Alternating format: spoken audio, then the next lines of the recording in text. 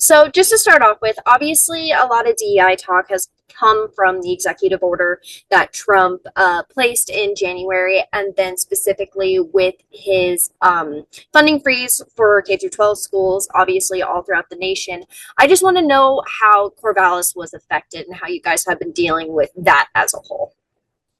I think to speak directly about the funding freeze for federal funds that come from the Department of Education at the federal level, when I think about those funds, we are impacted in almost every single title area that was frozen by the department.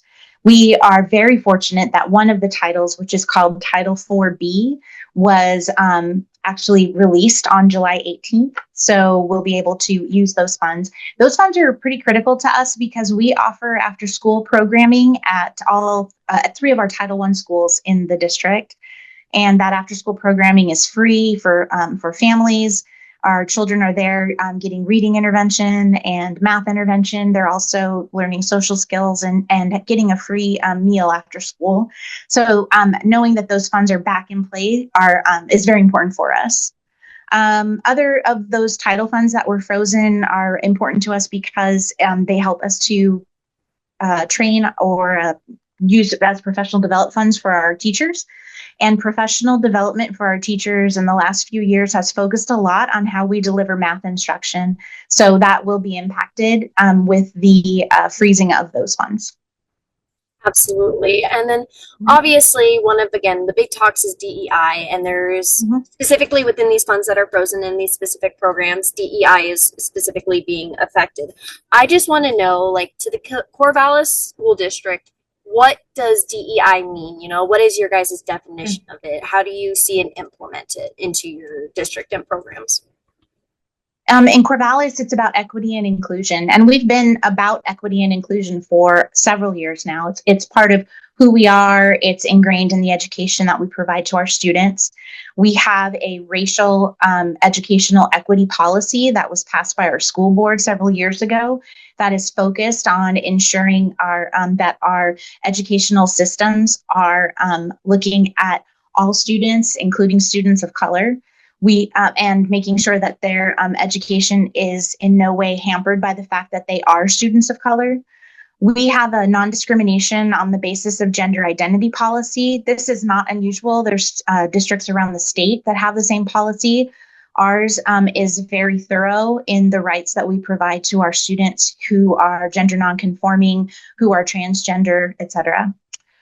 We are very much focused on the fact that equity and inclusion is the basis of a successful educational experience, and our students deserve that in order to be successful at school, both academically and social emotionally. Absolutely. And again, obviously, this funding has kind of impacted those programs to a certain extent, obviously with migrant education, again, the after school programming too as well. And obviously now that you guys are getting that funding back, it's great. Fantastic.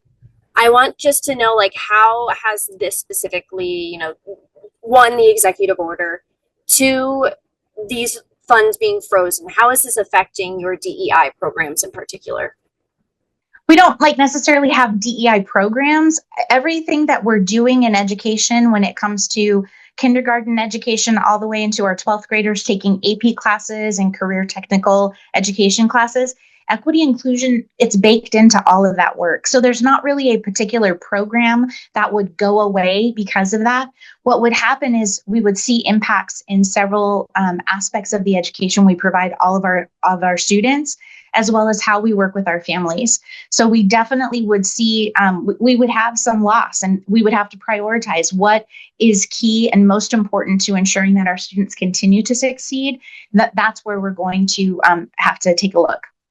Absolutely. And like you said, embedded into the program, you know, obviously when it comes to teaching and obviously lesson plans, again, you know, training teachers is a part of some of those funds that are frozen. You know, it's a very slippery slope, unfortunately, what's been happening. But how, you know, do you fund specifically, you know, obviously, again, with teacher training, it is federal funding, but what would happen if, say, this federal funding went away? You know, how would you guys supplement for being able to implement DEI, in teacher training, in, coursework. And obviously, everyone can be a person and, have their views of treating everyone with respect, but also it's about teaching other people to what DEI is like as well. How does that look? Well, we don't really know, obviously, at this point, what's going to happen. I mean, our funds were frozen on July 1st, and then part of them came back just a few days ago. So really anything can happen. So we don't want to predict, what we might do if that thing happened. Instead, what we are mostly, thinking about is what is most important for the success of our students. We're thinking about the fact that equity and inclusion is a crucial part of academic success and an important part of what our kids need at school every day. And equity and inclusion is how we also work with our families and our staff. Our staff are a lot of different people with a lot of different backgrounds and intersecting identities, and they come to work, and we want them to know that we're here believing in them, the work that they do, and that they are welcome and belong here. We feel the same way about our families. Our families come in all different shapes and sizes and arrangements, and we want to make sure that those families feel that way as well. It's hard to say what thing will go away or what we can't do when we don't know what to expect, as the federal government is kind of working through its stop, start when it comes to providing funds to the states. But we're really all the time and making sure that we're prioritizing what is core to our values as Corvallis School District.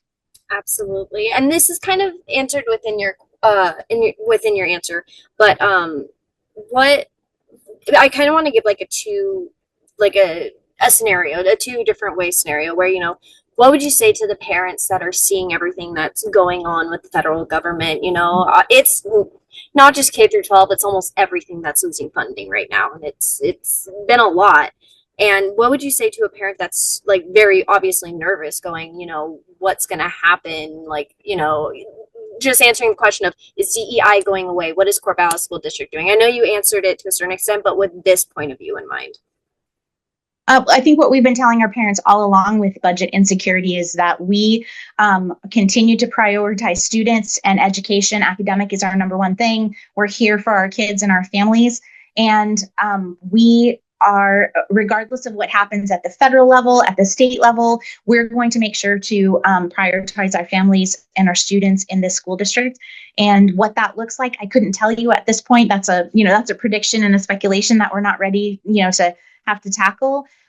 But I know that we have programs, we have data, we have information about how successful certain aspects of what we're doing here in the district are, and we'll take a look at that information if we really are faced with a choice to have to do one thing or another thing.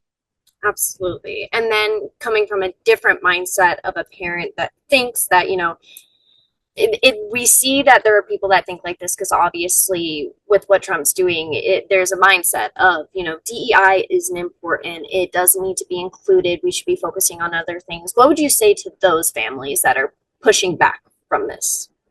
I would say that equity and inclusion is core to our mission here in the Corvallis School District. And that's something that we're not going to step away from. We believe in meeting students where they are at and giving them the things that they need to be successful.